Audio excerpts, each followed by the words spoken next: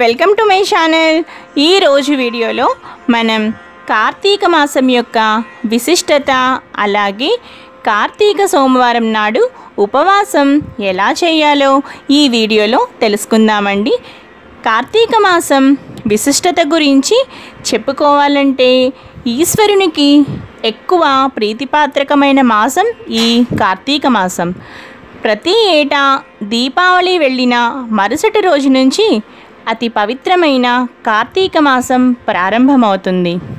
ఈ మాసంలో భక్తులంతా నిత్యం భోళాశంకరుని నామాన్ని స్మరిస్తూ ఉంటారు।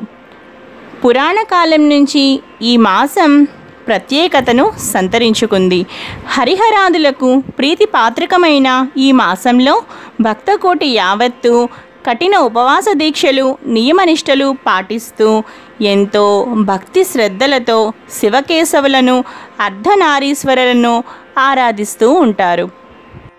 ఈ మాసంలో పాడ్యమి, చవితి, పౌర్ణమి, చతుర్దశి, ఏకాదశి, ద్వాదశి తిథుల్లో శివపార్వతుల అనుగ్రహం కోసం మహిళలు పూజలు చేస్తూ ఉంటారు।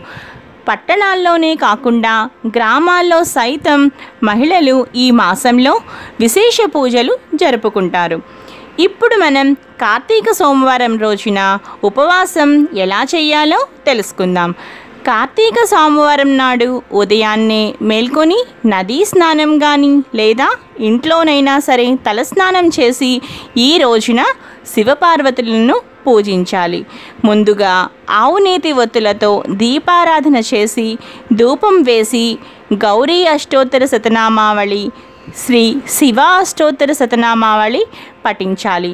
ఆ తరువాత పసుపు, కుంకుమ, గంధ అక్షతలతో అర్ధనారీశ్వరులను పూజించి అరటిపళ్ళను కానీ లేదా పాలను కానీ నైవేద్యంగా పెట్టి ఉపవాస దీక్షను పట్టాలి। ఉపవాసం ఎలా చేయాలంటే ఈ పవిత్రమైన కార్తీక సోమవారం నాడు వెల్లుల్లి కానీ మాంసాహారాలు కానీ ఇటువంటి పదార్థాలు తీసుకోకుండా ఉదయం నుండి సాయంత్రం వరకు నక్తం చేయాలి।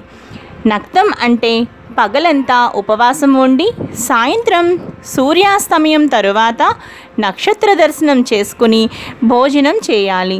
పూర్తి ఉపవాసం చేయలేని వారు పాలు పండ్లను తీసుకుని సాయంత్రం మరలా స్నానం చేసి దీపారాధన చేసుకుని అర్ధనారీశ్వరులను పూజించి లక్ష్మీ స్వరూపమైన తులసి మొక్కను కూడా ఒక్కసారి పూజించుకుని అంటే తులసి మొక్క దగ్గర కూడా దీపారాధన చేసి నైవేద్యాలను సమర్పించి ఆ తరువాత నక్షత్ర దర్శనం చేసుకుని ఆ నక్షత్ర దర్శనంను చూస్తూ కార్తీక దామోదర రక్షించు కాపాడు అని మనసులో కోరికలు చెప్పుకుని ఆ తరువాత భోజనాన్ని చేయాలి।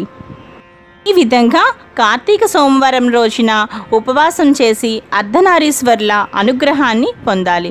ఈ వీడియో కనుక మీకు నచ్చినట్లయితే తప్పకుండా లావణ్యాస్ లైఫ్ స్టైల్ ఛానల్ని సబ్స్క్రైబ్ చేసుకోండి। అలాగే పక్కనే ఉన్న బెల్ సింబల్ని కూడా యాక్టివేట్ చేసుకోండి।